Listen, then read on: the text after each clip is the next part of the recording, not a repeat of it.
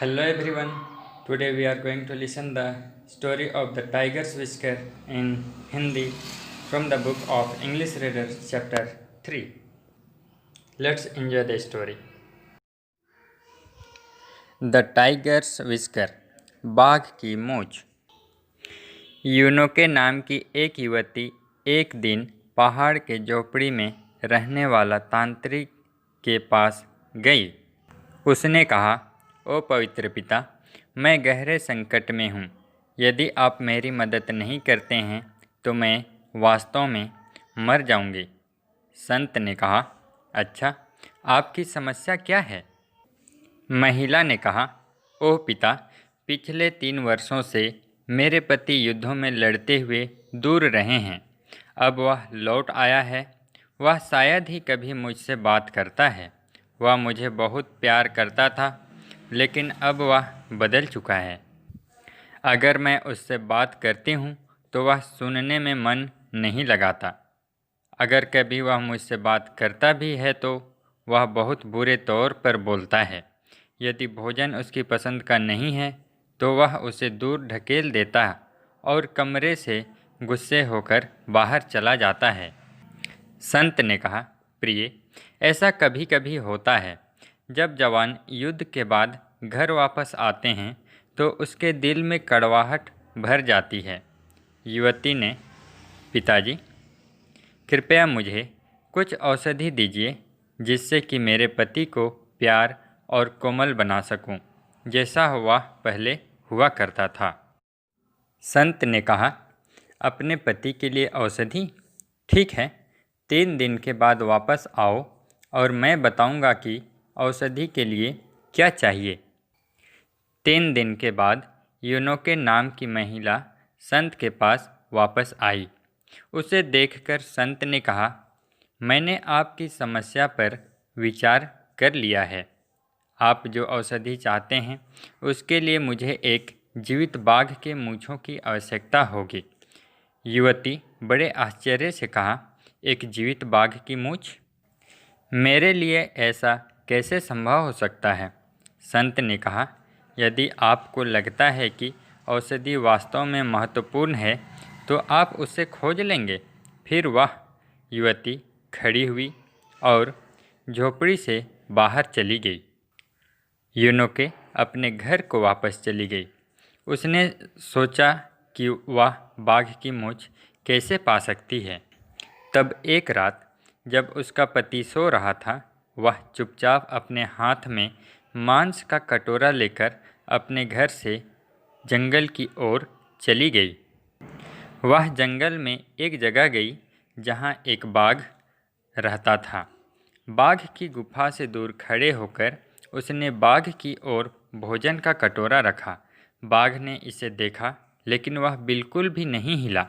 अगली रात यूनोके फिर गई। इस बार वह बाघ की गुफा के बहुत करीब आ गई। फिर से उसने भोजन का एक कटोरा रखा, लेकिन बाघ ने कोई परवाह नहीं की। रात होने के बाद वह हर बार बाघ की गुफा के करीब कुछ कदम की दूरी पर पहाड़ पर जाती थी। एक रात वह गुफा के मुहाने पर चली गई। इस बार बाघ महिला की ओर कुछ कदम बढ़ा।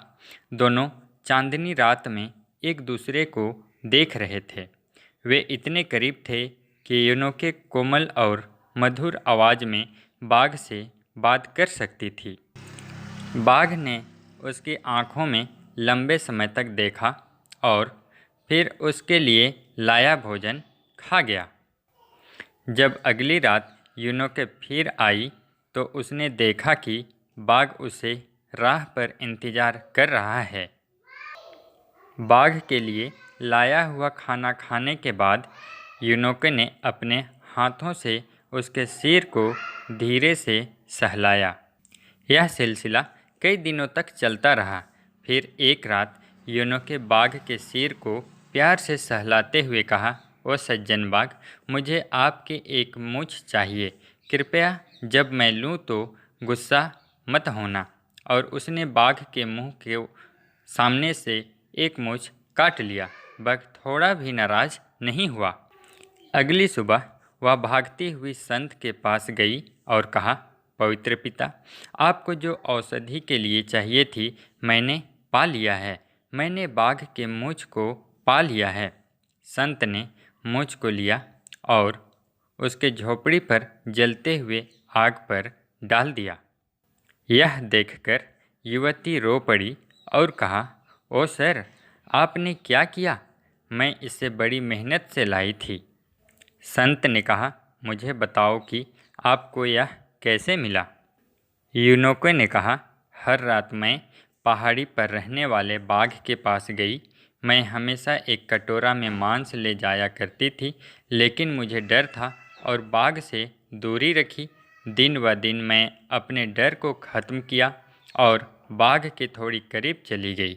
अंततः एक रात बाघ ने मेरा लाया हुआ भोजन खा लिया।